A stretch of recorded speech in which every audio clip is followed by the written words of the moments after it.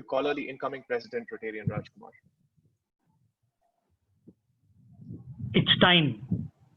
Connecting President Babu Raj will be collaring the incoming President Rajkumar. Welcome, T20 President Rajkumar and the 4th President of Renaissance. Fantastic. All right, so I think that really sets the stage for things to come. So I'd like to request connecting Executive Secretary, Rotarian Shanmugam, to facilitate the club charter handover to the incoming Executive Secretary, Rotarian Vishal Kumar. Good evening, friends.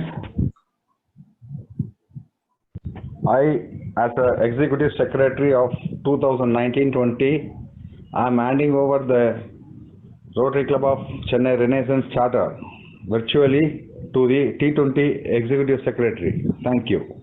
I do accept the Rotary Club of Chennai Renaissance Charter virtually as the Executive Secretary for the year T20.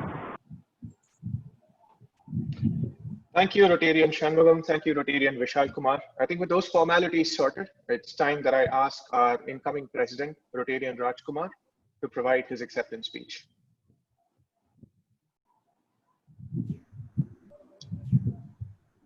Thank you, Deepa and MC Chandra for the fantastic introduction.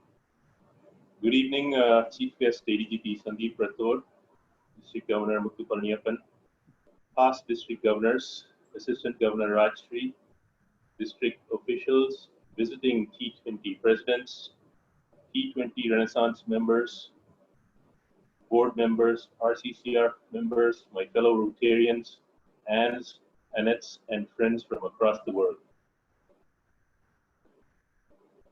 I would be remiss not to mention and thank Rotarian Ramani, Rotarian Krishna Chandra, and PDG Nagoji, who were instrumental in our club formation 3 years ago.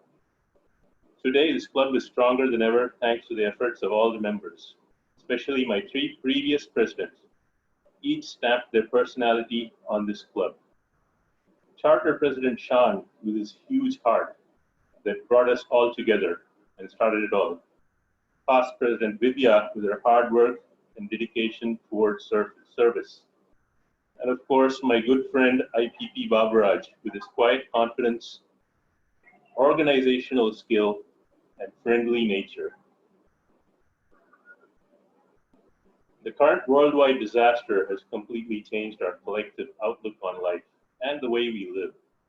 It's a time when good old values of family and friendship have come to the forefront to give us the strength to get through this. What we all miss the most is hanging out with our friends and families. This club is a lot like our family. We may disagree, we may argue and fight a lot, but in the end, we always stick together because we are one large family, the Renaissance family. Entering our 4th year, Renaissance is no longer a fledgling club. We have a diverse and impressive group of Rotarians, Anns, and Annettes. We've all stumbled along together and learned from each other's mistakes.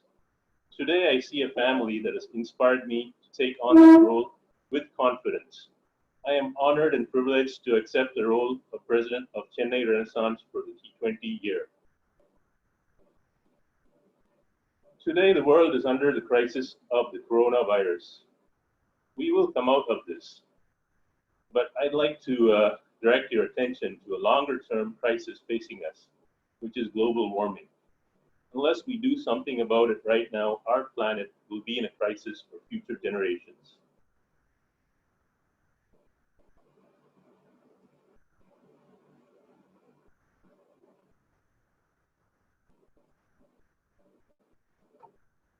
"30 years ago, Baburaj and I were doing architecture together, School of Architecture at Anna University. At that time, we did a rural housing design project. It was an outstation trip for a few days, which of course, we took as an excuse to get away from college. But we did accidentally learn some stuff during that trip. Looking back at that village trip, we recall how the construction used local materials, mud brick walls with thatched roofs and fences made out of palm tree branches, waterproofing done with cow manure, no plastic or non-recyclable material anywhere. You go to a village today and you don't see that kind of character anymore. You see villages that are mimicking the cities, as they copy our unsustainable lifestyle and lose their character. Renaissance wants to make an effort to help in the fight against global warming. This brings us into our vision for our long-term project, which IPP Babaraj just touched upon a little while ago. The project, aptly named Marumalarchi, which means Renaissance, intends to revitalize a village to be self-sustaining. The village involves not just helping a village to sustain itself, but create a model for a completely self-sustainable village that, once achieved, could be scalable and replicable all over the country. So last year, the first steps were achieved in selecting the ideal village and getting the process started. Small village in Alapakkam near Sunguvar Chatram with less than 100 families, which is a very good scale for us to start from. It was great to see the club come together and support this vision. So this year, we're going to take it a step forward and focus on creating a sustainable school as the first phase. This will be a smaller scale and serve as a prototype where all the issues can be sorted out at a smaller scale and lower financial risk prior to implementing it at the village scale. So what is a sustainable village and what are we aiming to do? In the simplest form, it's a self-reliant village that will leave a zero carbon footprint. The three main components of sustainability: environmental, infrastructure, socio-political, and economic. This holistic approach promises better success rather than a piecemeal approach.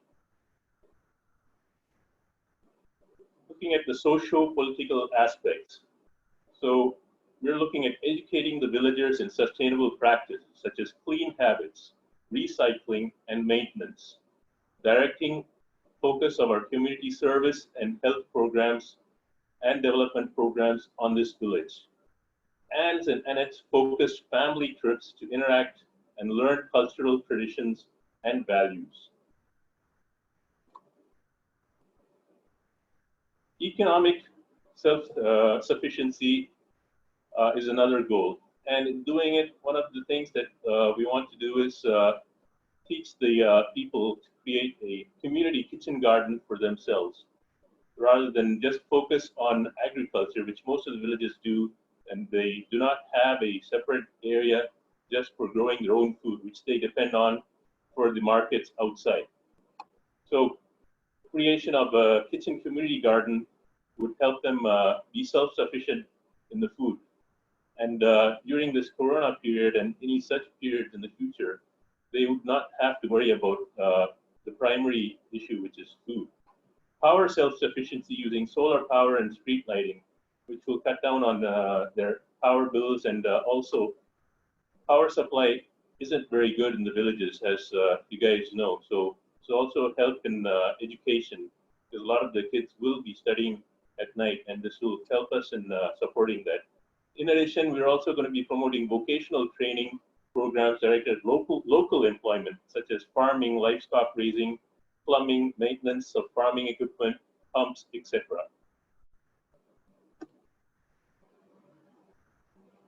The other thing we will also be focusing on is water management. So rainwater harvesting is a very important issue here, as we have prolonged periods of drought. One of the great things about this village is they have a nice pond. Of course, it's not in the best condition, so we definitely will be taking up restoration of the pond. We'll also be training the farmers in water conservation and farming techniques, as well as wastewater treatment from washing and bathing, treat and release into the groundwater. In addition, we'll also be focusing on waste management.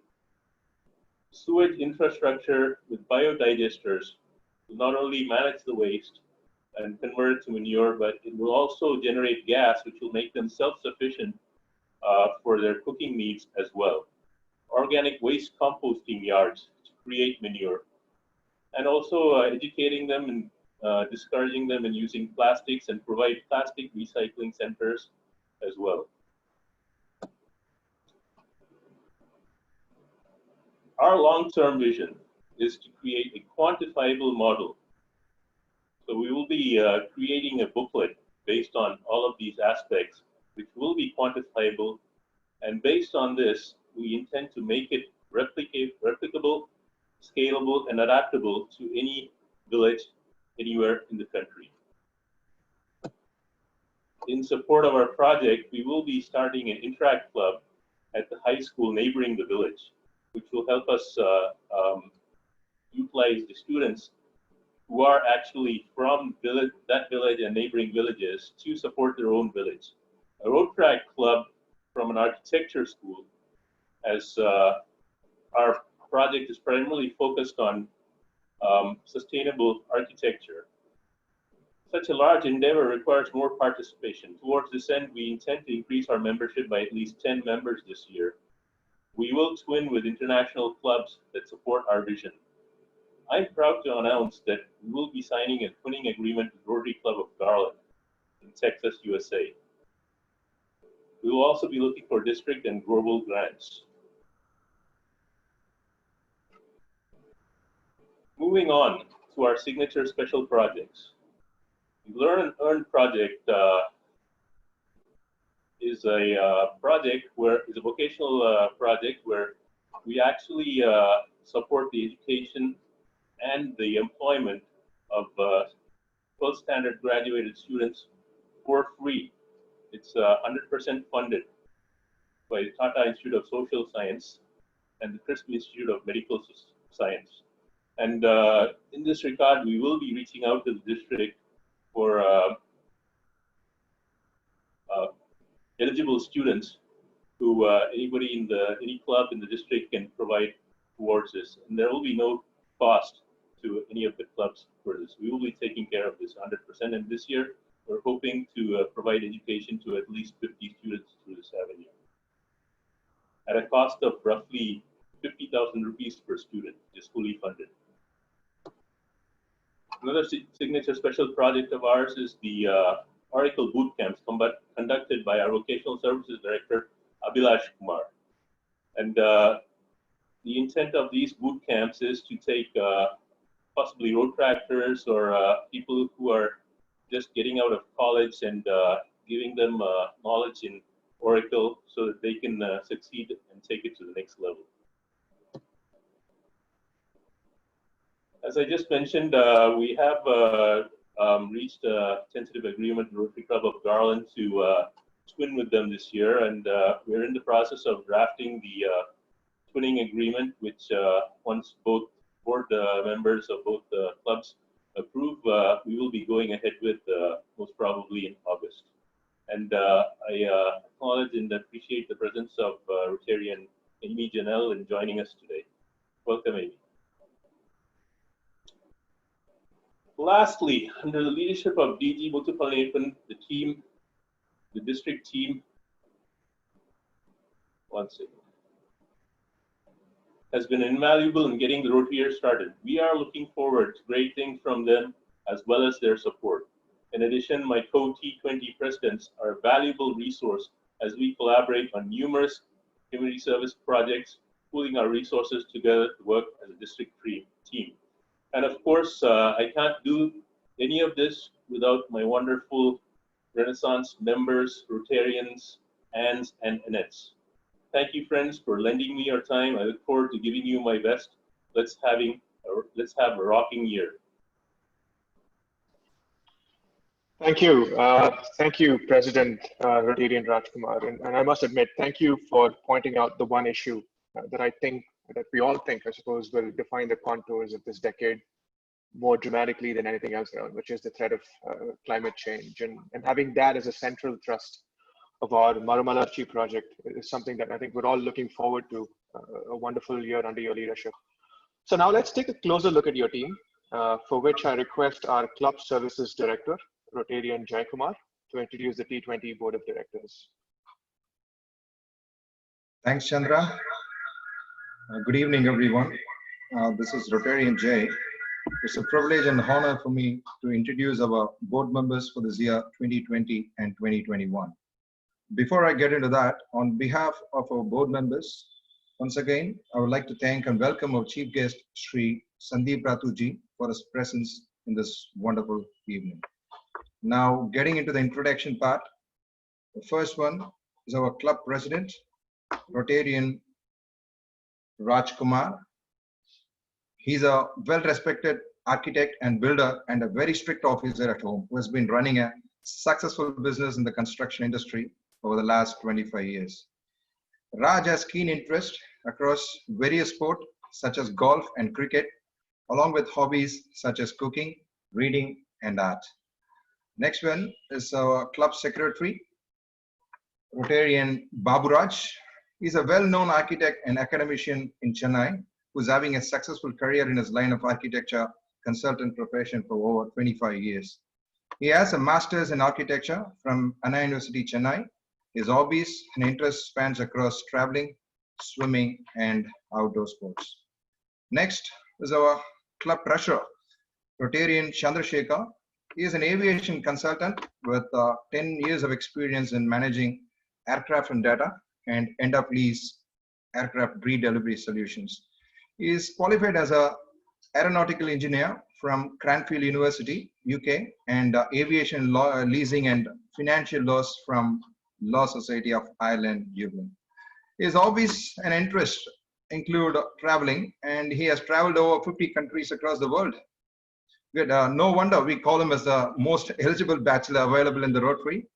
And we also welcome interesting profile matches, and please forward it through our Youth Services Director. Thanks.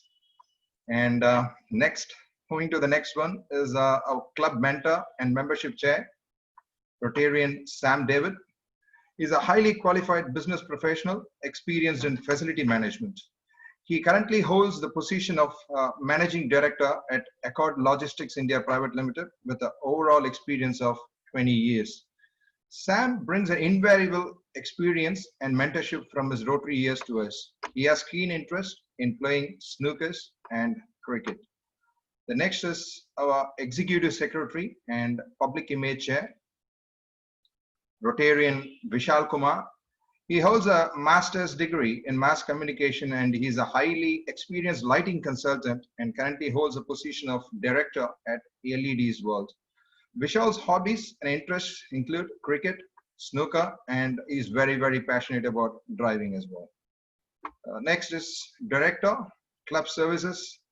That's myself. I am Rotarian Jai. I'm a CEO of real estate and construction company in Chennai. I hold a master's degree in microelectronic engineering from Melbourne Institute of Technology, Australia. And I was a founder director of Nando's chain of restaurants in Tamil Nadu. My hobbies and interests include snooker, badminton, cricket, cooking, and socializing. Next is our Director, Community Service Development, Rotarian Venkatramana. He's a financial consultant with over 30 years of experience in the capital markets. He is currently managing investors and wealth portfolios relating to financial products. He is a keen follower of global and domestic affairs with interest in music, greenery, and behavioral science. Next is Director, Community Service Health, Rotarian Satish Prabhu. He's a mutual fund investment consultant for the past 15 years. Satish is passionate about exploring new technologies and always keen to learn. His hobbies and interests include snooker, badminton, cricket, and cooking as well. Next is Director, Vocational Service, Rotarian Abhilash. He is an experienced information technology professional. Abhilash is currently working as a reliability engineer with 15 years of experience across Unix and database systems, and also a certified and well-recognized mentor on Oracle cloud-based systems in Tamil Nadu. His hobbies and interests include cricket, yoga, and playing with his pet. The next is Director, Youth Service, the only guy in our club in the 20s age group for past 20 years, Rotarian Muthukumar. He is an experienced professional in the automobile engineering field He possesses 25 years of experience in the mechanical consultancy space, especially to high-end cars. His hobbies and interests includes singing with a mic.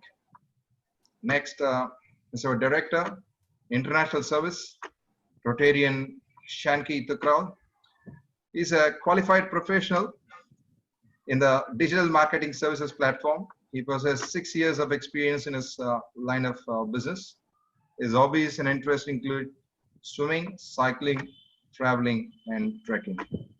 Next is our co-director, International Service, Rotarian Sendil Palanichami. He's a qualified IT professional in the software development industry and owns a company called Qualian Technologies. He possesses 25 years of extensive experience in his line of business. Sendil has keen interest in tennis and enjoys swimming as a hobby. Next is Director, IT and Social Media, Rotarian Dinesh Amar. He's a qualified professional in the automobile industry. Dinesh has established his business DP, CASPA, which deals with CASPA and detailing. He has keen interest in sports, which forms part of his major hobbies list. Next is club trainer Rotarian Shanmugam, who likes to call himself as Sean, the famous Sean.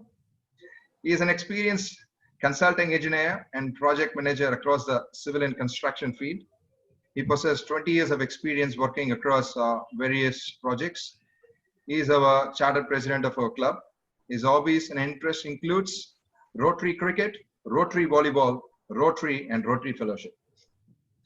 The next is Chairman TRF, Rotarian Shiva. He is a well-experienced lean management consultant for over 12 years. He is well known for his event hosting capabilities across all our Rotary district events. Shiva's hobbies and interests include cricket and of course event organizing as well. Next is our chairman, special projects, Rotarian Vidya Raghu. I feel special projects always been given to the special person like Vidya. She's a highly qualified deliverance mentor. Vidya is a great orator and our past president too.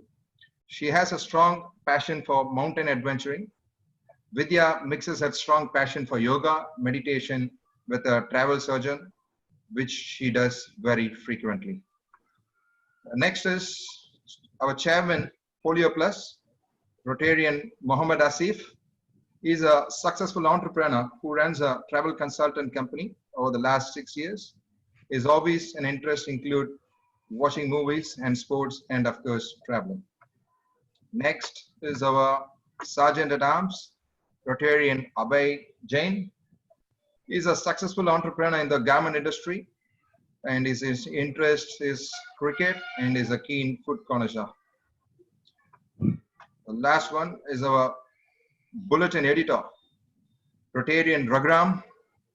Is a highly experienced brand consultant and architect in Chennai. He's a very creative person and he strongly believes in wellness and harmony for success. His hobbies and interests are art, music, and documentary films. That's all from here. Back to Chandra, please. Thank you, Rotarian Jay. I think I simply can't re-emphasize enough on the importance of the old Chinese proverb, "The picture is worth 1,000 words." Yes, everybody's got a fairly clear idea on who we are and what we do. So I think with that in place now, I'd like to introduce the ANET Club Chair, Rotarian Dr. Suma Raghuram. Dr. Suma Raghuram is an anesthesiologist by profession with a strong passion and dedication to serve the community. I now request ANET Club Chair Dr. Suma Raghuram to introduce the ANET board. Good evening. I am delighted to welcome all the ANETs to this evening's program and would also like to introduce the board members of the ANET Club 2021. President Aishwarya Raghuram, Secretary Anika Raj, Treasurer Pratiksha Muthu, ANET Club Service Akilash Baburaj, Bulletin Editor Shampreeti Satish. Wishing them all the very best for their activities and endeavors in this upcoming year. Thank you for that. And I think it's extremely refreshing to see all the ANETs virtually participating in this session. And just for the record, we will be having a separate ANET Club installation scheduled in the near future, and we'll probably fill you on in the proceedings in due course. Anyways, I think we've been keeping an eye on the participants list by the site, and I think we've noticed new faces joining us. Good morning, good afternoon, good evening, depending on which part of the world you're joining us from. And I think this provides a nice segue to our club mentor, Rotarian Sam David, to extend our acknowledgements and greetings to our visiting officials and Rotarians. Rotarian Sam David, I'll hand it over to you. Yeah, good evening to all. I welcome the PDGs of the club. Sorry, excuse me. Yeah, I welcome the PDG Rotarian Srinivasan, PDG Rotarian Nagoji. Cannot forget to talk about, to touch the pulse of everyone of Rotarian Nagoji at this moment, 2017. He was the key man to push the papers to RA and give the birth to Rotary Club of Chennai Renaissance. Back again, PDG Rotarian Holiyonan, DGN Dr. Nandakumar. At this moment, I cannot forget to welcome my great friends who has come in as guest today, Mr. Krishchanda, Gauri Shankar, Sunil Kumar, and Anand's friend Vaidyanathan. Of course, I could see Usha Bharadwaj also here. Welcome you all, and I look forward to see you on board in this loving house of Chennai Renaissance. Thank you. Back to MC. Thank you, Rotarian Sam David. I think once again, it's wonderful to see you all in here. So now let's move on to another important session in today's agenda, which I think we've all been waiting for. I think COVID-19 has made us all think and ponder over how we respond to very adverse situations. I suppose in any walk of life, just like anything else that we do in life. And the only way that I think we all can control the uncontrollable is how we respond and how we react to it. And on this note, I'd like to request past President Rotarian Vidya Raghu to introduce our chief guest for today, who has some very interesting thoughts that resonate with this theme. Rotarian Vidya Raghu, I'll hand it over to you. Ladies and gentlemen, hold on to your beats and muscle up your attention to welcome amongst us today Chennai's pride and India's braveheart. Truly a knight in shining armor, Additional Director General of Police, Tamil Nadu. A Delhi-born Tamil Nadu cadre IPS officer who adorns many tall achievements and numerous blessings straight from people's hearts. He is someone who dreamt of India, and he had many dreams for especially rural India. Back in the 1980s, when his parents wanted him to pursue an engineering degree, instead of choosing prestigious MS degrees in US, he chose to study in Kirorimal College in New Delhi. His academic career started with a BA in Geography Honours, MA Police Science and Criminology, MA in Disaster Management, MBA Public Administration. And as they say, leaders are learners and they're continuously learning. He's pursuing his PhD in Disaster Management. His professional career is an inspiration to one and all, especially the young who look for real heroes. Whether it be the Coimbatore blast, where he was leading the team that nabbed the culprits as the DCP of police, or be it the Charles Chobraj case, the French serial killer case, where he used to prey on Western tourists, Sir was entrusted with the responsibility of security after the second arrest. As SP of Tuticorin, he took on the transformation and digitization of the department, and Tuticorin went on to become the country's first district to have an ISO certification. In his professional career starting from 1992, he served as a permanent civil service to Indian Police Service. He was a Superintendent of Police Dindigul and the Deputy Commissioner of Police Law and Order Coimbatore.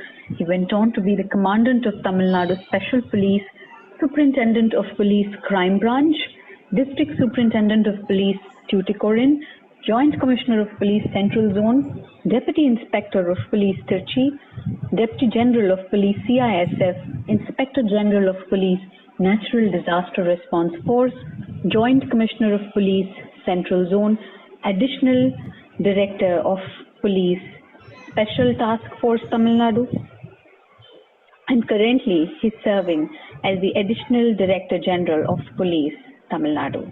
In his roles with the Task Force on Disaster Management, he has led several teams in unimaginable difficult terrains, and thousands of survivors of tragedies owe their lives to this noble heart.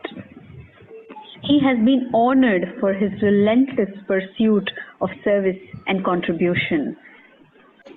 He has been awarded the President Police Medal for Distinguished Service 2015, the NDRF Medal 2015, the President Police Medal, the UN Peacekeeping Medal, the Chennai Police Medal on the 150th anniversary occasion, the SFOR Medal by Danish Contingent 2002, Indian Independence Day Golden Jubilee Award, DG NORF DISC for outstanding work, and by Rotary. The 115-year-old organization has also noticed the service done by this amazing IPS officer and awarded him the prestigious Vocational Excellence Service Award by Rotary Club of Midtown and Rotary Club of Tirchi. A multilingual who speaks Hindi, Tamil, English, and French. Most people leave footprints on the planet. But our guest here today has left many brave prints on every heart. It is indeed my privilege and pleasure to introduce our guest today, Additional Director General of Police, Mr. Sandeep Rai Rathod. Thank you for that introduction, Rotarian Vidya Raghu. And once again, sir, on behalf of all of us who gathered here today, welcome, and we're absolutely delighted and honored to have you here. Just a quick housekeeping reminder. We're all here to afford you all the opportunity to interact with our chief guest. So please do type in your questions and comments in the chat box for anything that you may want to ask the chief guest as part of his speech. We will definitely address all of them as part of the Q&A session. So without too much further ado, I'd like to formally hand it over to our chief guest of honor, ADGP Sandeep Rathod, sir, to share his thoughts on disaster response. Sir, the floor is yours. Thank you very much for the introduction. First of all, if you could just recheck with me, because my mic is showing I'm loud and clear. Yeah, am I audible? Yes, sir, you are.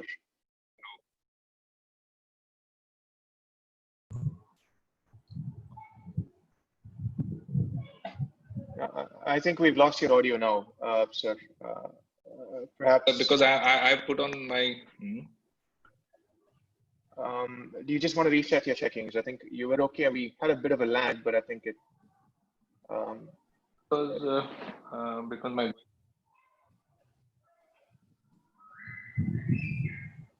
Now, is it okay right now?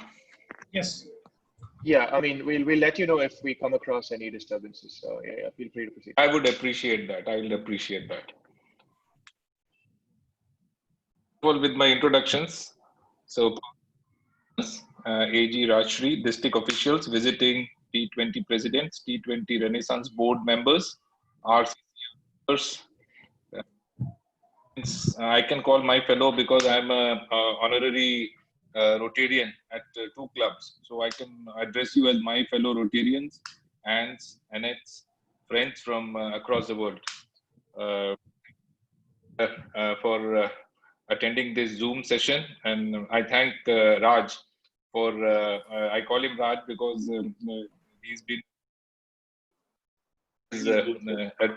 address him like that. So Raj, thank you very much for having me as your chief guest today. And it's always an honor. I was looking forward to a better thing. I mean, had this COVID-19 lockdown been lifted, but still, party is due from your side, Raj. And please don't let everybody down. Sooner or later, you should host it. Thank you for joining. Come to my, I'm not going to take a like a lecture series. I'll just like to mention why I chose the topic about disaster response. This is something very close to my heart. I learned much later in my career as a government servant, as a civil servant. The initial years we spend in the field, we are learning, we are solving problems, but maybe midway through your career, you have to find a path. Maybe specialization is one of them. You can specialize in any of the fields. It's a vast array out there. So after doing a stint with Government of India as IG NDRF from 2015 and roughly till 16 early. So something which attracted me instantly. The reason was not only that we were saving lives, I felt in India we are in a very initial nascent stage of disaster response. Having said that, I can give you certain very small figures which should show how much we have advanced. There was most of us remember in 1999, there was the Odisha super cyclone.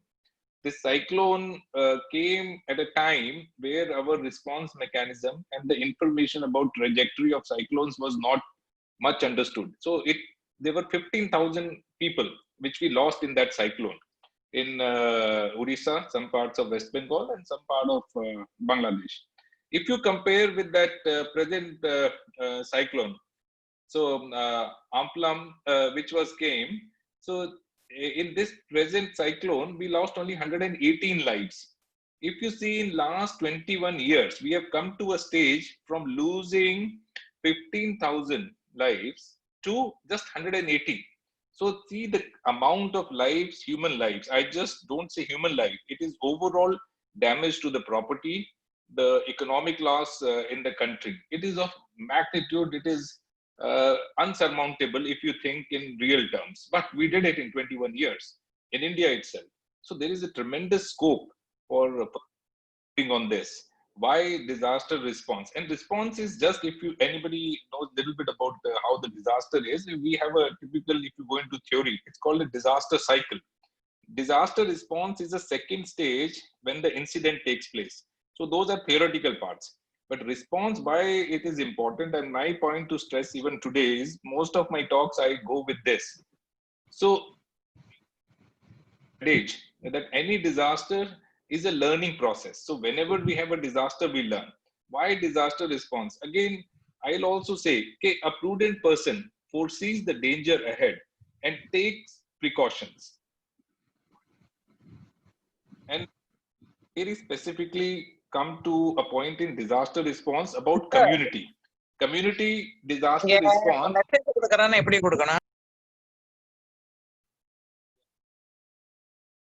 Give a message.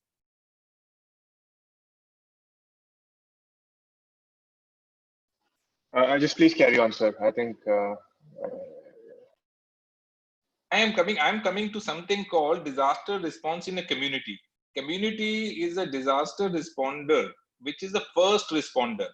In olden days, if you would see in any town or a village, if we had a fire or if we had any natural disaster, the people in and around your house would only come in to your rescue. There was no institutionalized system of rescue. We didn't wait for the fire service, the police, the ambulance. These things never came. So the people in and around your village and in and around your community, whatever they had, they will come with their buckets if it was a fire. They will come if it is a flooding to go to a higher ground. So anything, if there was a disease, they will come and try to help you recover or recuperate. So these are the first responders.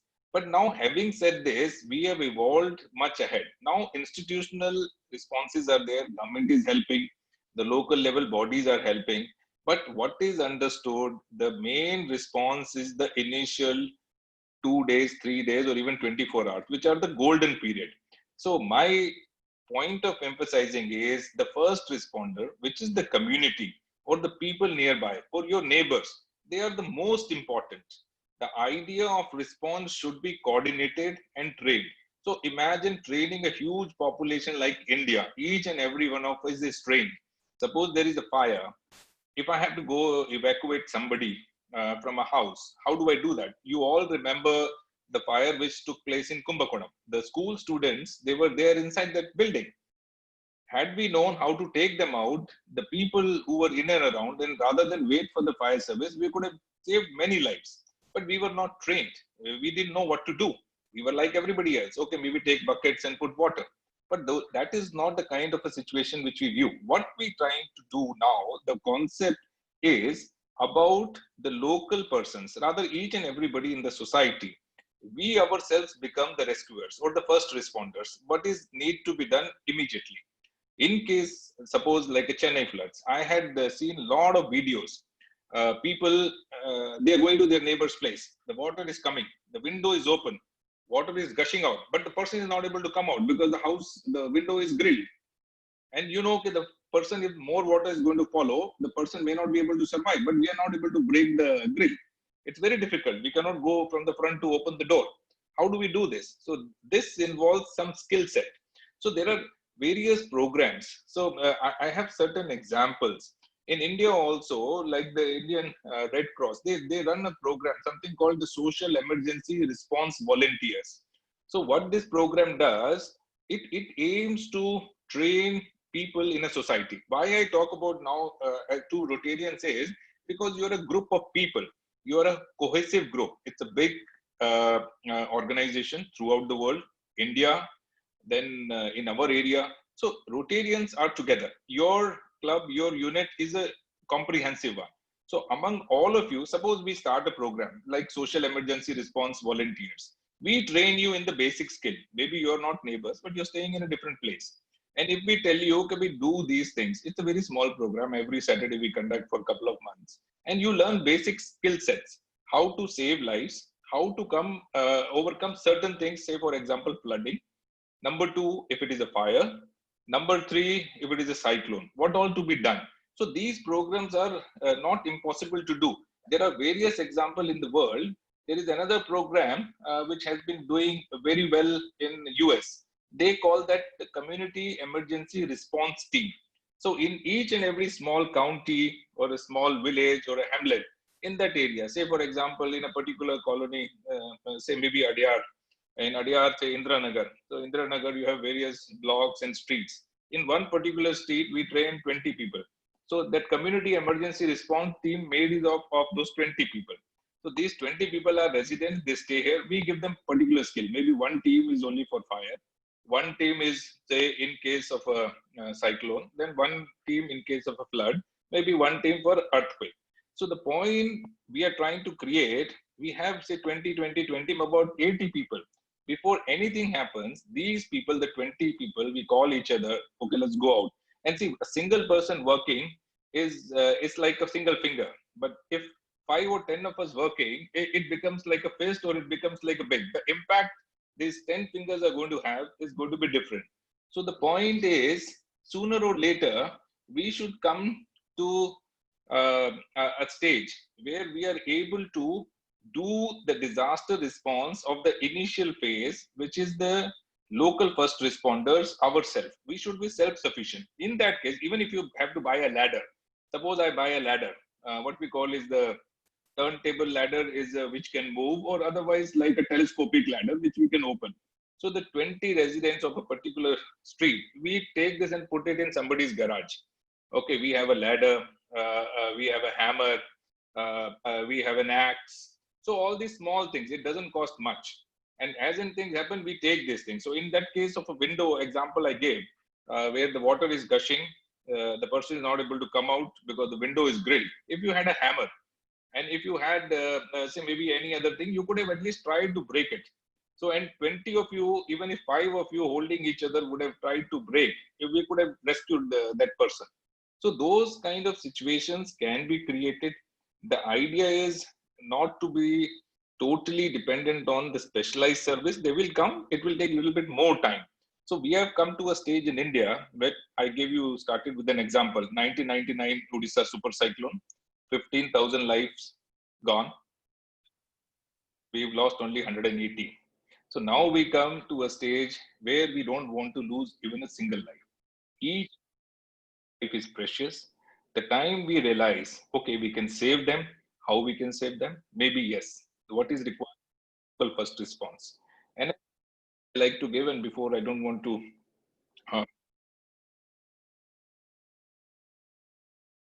say, for example, a road accident. I've seen many times on highways, road accident, the car get mangled or a vehicle get mangled. And if you actually see, it's difficult to take out a person from a mangled vehicle. because you have to cut the vehicle. It's a body chassis made of metal. By the time we go, we don't know how to open that. We try to open the window, try to take out the person, but a very simple thing. Anybody who goes or in nearby, or even if a government vehicle, say for example, police vehicle is coming, if he has that cutting axe, even a hydraulic one, he can try to cut open from various places and take out a person and rescue. See, these are simple things. It can be done easily, but somebody has to come up with a program, and the programs are already there. But the way things are, we have huge population. These programs have not proliferated down. Suppose in example like Japan, each and every student in school is taught. He knows if there is an earthquake, what I have to do. There is a standard drill. So countries like Switzerland, small but very compact, Singapore, Scandinavian countries, I've seen those examples. There, every population has been trained. So every one becomes a first responder. So imagine the whole population is a first responder. So the number of casualties are very less. So in India now, I think the time has come where rather than wait for a specialized one, each and every unit, we don't need permission from government. We don't need big setups. So if a Rotarian, like for example, your club decides, okay, we'll train everybody. Let us be the first one, the flag bearer in India, and we certify maybe this year each and every person in this Rotary club of ours has been certified trainers, and we certify ourselves like CERT, so that it is a community emergency response team, the first Rotary club in the world to train each and everybody in the club as a first responder. So something like that, if we go with the mission, the word will spread. Maybe in a couple of years down the line, we will have each and every community, local community, first with urban, then with rural. We all become first responder. We are able to save lives, not ourselves, our lives, maybe save lives of our loved ones and our neighbor and community. So we aid not only the nation to reduce the economic loss and even to mitigate the difficulties which are on the onset of natural disaster we face. So that was my very small message, but I like to end with there is a famous saying which I was reading and it is relevant today. I read, it says in quote, there is no harm in hoping for the best as long as you're prepared for the worst. It was said by Stephen King. Thank you very much for giving me a patient hearing. And if there are any questions, I'll take that right now. Thank you. Thank you, sir. Thank you. Thank you, Honorable Chief Guest, sir, for sharing your thoughts there. I think your quote is a very valid one. I think they say despair is most often the offspring of ill preparedness. And as long as we're prepared and we properly pursue the art of preparedness, I think if we can make it a way of life, we're going to be in a much better position to respond to emergencies and disasters. I'm sure others in this group have also had their own takeaways from the insights that you've provided. And I now, I'd like to open the floor for our guests to interact. Just a quick reminder, we've kept an eye on the chat box. We've noted your questions. So Zoom provides you with the option of, raising your hand in case you have a question, and we'll keep track of that and unmute you. So the first question that we have is from Rotarian Rajagopal, Madras Industrial City. So if I could request him to unmute himself and address the chief guest. Sir, wonderful speech. Thank you for highlighting various points. The proliferation of smartphones are there, but not many people actually have their emergency contact set in this. So how do we handle this, and how could Rotary help using its reach to propagate this message and ensure that when someone has any accident, that the emergency contact is being called for?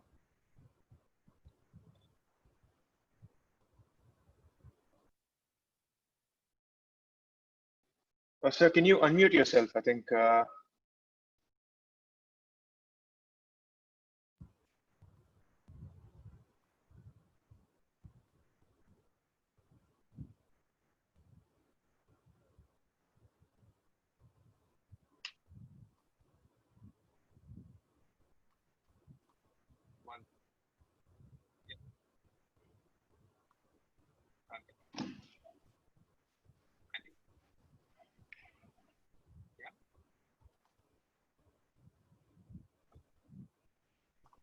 Could you reconnect your audio? Because I think we're not able to hear you as clearly as we did.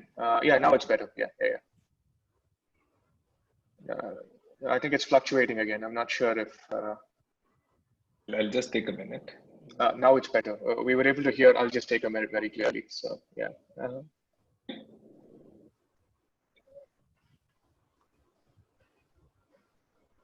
Am I audible? Anybody can tell me. Yeah, I'm audible now. Now you are. Now you are. Yes. It's a beautiful device. I'll tell you. It's something like the whole world in your hand. Not only about the emergency numbers. There are a lot of alerts which can be given, and it's all there in the setting. So you can even form a small group of community of your friends and your loved ones and family members, and you can send the messages for emergency to them. But somehow still we don't have a system where the service provider is able to link all this with our police control rooms, and our police control room responses are not gelled together. So maybe that is one phase we need to bridge the gap. Once it is done, we can have the emergency services which are say for example police, even fire and ambulance. We can send that, but there is a gap there. But till that time, the smartphone, at least for the family members, it should be alerted and made active. So once it is done, at least the first alert can reach. I can also say for example, a lot of people go for walks in the morning. And during that time, if somebody noticed something there, Chennai had these problems earlier, and it keeps on coming about chain snatching in the morning. So even if you see somebody else snatch a chain, and if you're able to alert, you had that system. So somebody else will get a message and they can alert, get so-and-so place, and you can get your geo location also. So that's one thing. But I'm coming back to the point of what Rotarians can do. My only insistence would be, first, let the charity begin at home. Maybe you yourself, the group, your particular Rotarians, all of you in this group can combine. And first of all, you become the seed. Why don't you take up the challenge for your club right now, rather than see what we can do to others? Once you do this and all of you have, say, certified yourself and you have come to that level, then you should say, we are ready. And this is a program you don't need to go out to teach somebody or adopt a village and all that. No, it is for your internal thing. So we are certifying ourselves as rescuers for ours and for the people who are in my community. So I think that should make a difference. And I don't think so any Rotary institution anywhere would have done that. That I certified this year, all my Rotarians have done, say for example, say 30-hour course. We can give something like the first aid. We can have some other kind of rescue things like rope rescue, trying to tie a rope and pull out somebody, something like that. The module can be decided. Even I can help doing that. I can create things. So I think we should start first with a limited group like yours. Thank you, sir. I'll start with my club. Thank you very much. Yeah, thank you, sir. Thank you. I think I'm seeing another raised hand. Rotarian Karthik Krishnan from RC United Chennai. If there's a question or comment from your side, you could unmute yourself. I'll extend that to anybody else. We'll keep track of that.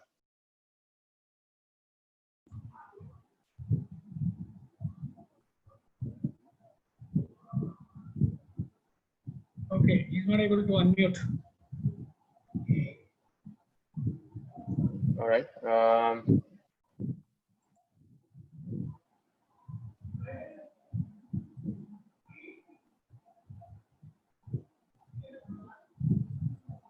All right. So can I just request everybody, obviously, in the interest of time, perhaps you could just use the chat box to type in your questions.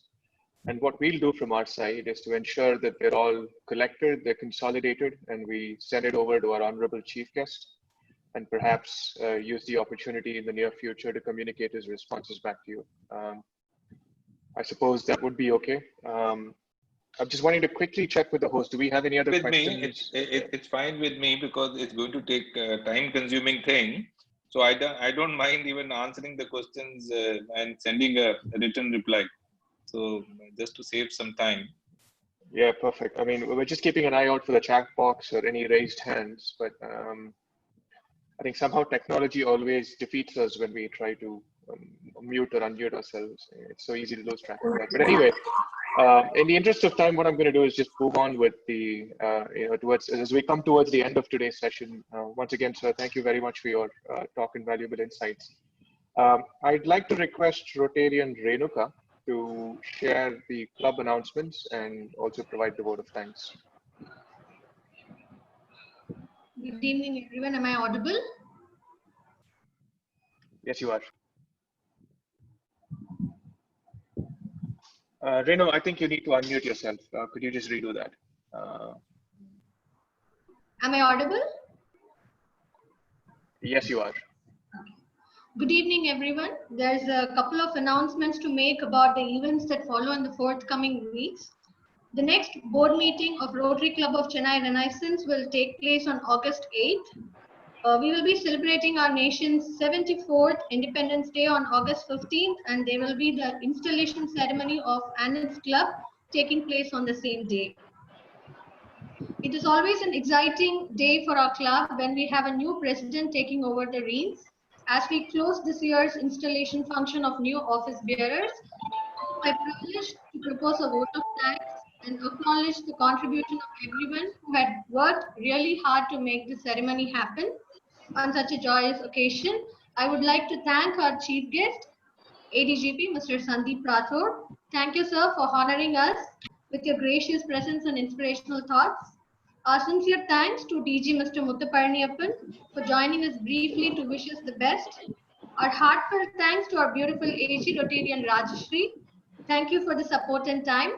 And a big thank you to all the connecting presidents and secretaries. They say leaders leave footprints to follow. Heartily convey our gratitude to the past and future governors of our district for your valuable time. Rotary has always opened up opportunities and friendships across boundaries. We thank international Rotarians and Rotarians who has joined us from other parts of India. We thank the pillars of the district team, GGRS, AGS, district officers. Thank you for your time. Many thanks to the heroes, T20 presidents and secretaries. Together we'll play a winning match. Mentioning a special thanks to all visiting Rotarians. Thank you for your presence and support. Please download the thank you card from the chat box. Thank you to all our prospects, Mr. Sunil, Mr. Krishna Chandar and Mr. Gauri Shankar. We look forward to welcome you to the tribe. Thank you to our aunts and annettes for making this event colorful. Special thanks to Mr. Jagan for the technical support and Studio RDA brand management for their help with the graphics and presentation. And to our own cricketing fraternity, thank you. A pleasure to have you with us. A big applause to our Renaissance members, aunts and annettes for hosting a great show. It was a wonderful evening and an amazing ceremony. Have a great weekend. Thank you. Can I have a moment, please? May I have a moment? Yeah, sorry, could you just identify yourself? Shankar Menon. Shankar Menon from Rotary Club of Meenambakam. Yeah, sure. So good evening. A question to Mr. Sandeep Rathod. So there was a mobile app called SOS, which was introduced by the police department. Am I audible? Yes, you are. Yes, you are. Yeah, where this smartphones could download this app, and anyone who was like attacked by a culprit or a chain snatcher could just press that icon, and within minutes the police would be able to identify where they are. This question to Mr. Sandeep Rathod is whether that app is still on, which was from the police department.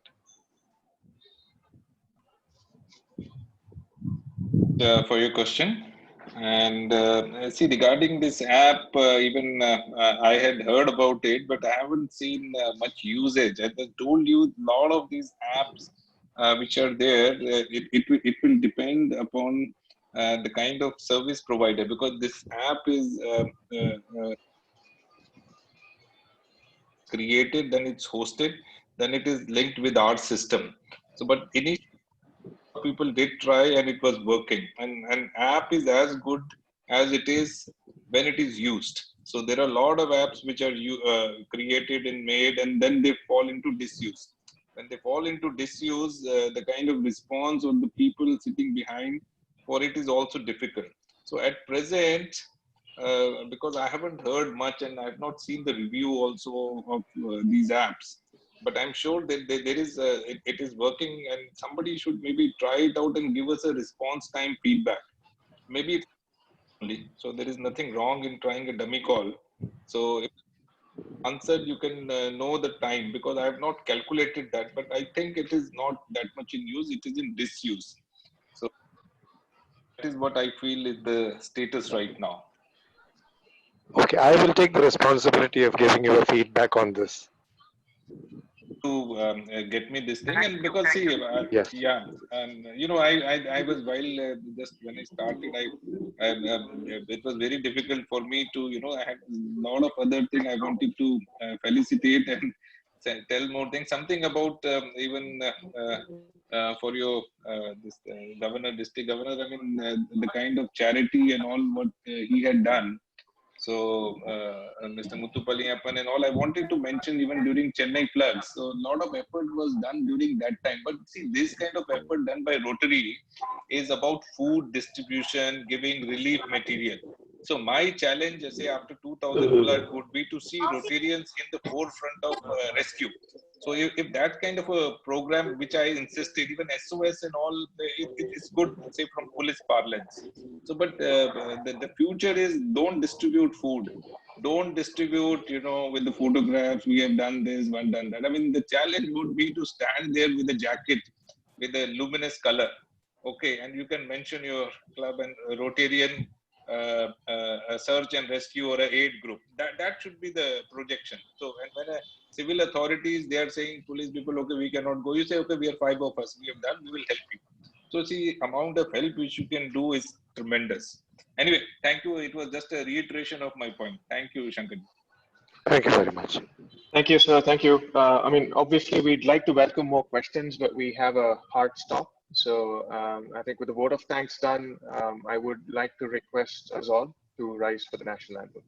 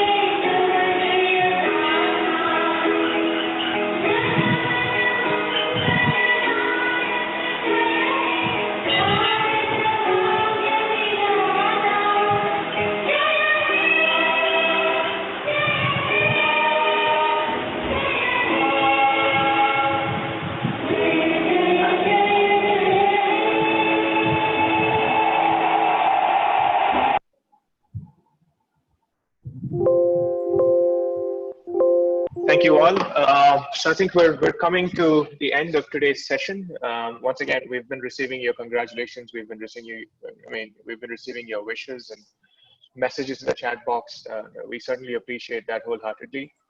But I would like to finally hand it over to our incoming president, Rotarian Rajkumar, to wrap it up for his day with his thoughts. President Rajkumar. Oh, it's been a great presentation. Thank you all, especially the organizing team for the installation and minutes. And a special thank you to AGP Sandeep Rathore, sir. Thank you very much for coming and gracing my installation. With that, I would like to close the meeting. The meeting is called adjourned. Thank you, everyone. Thank you, everyone. Have a great evening.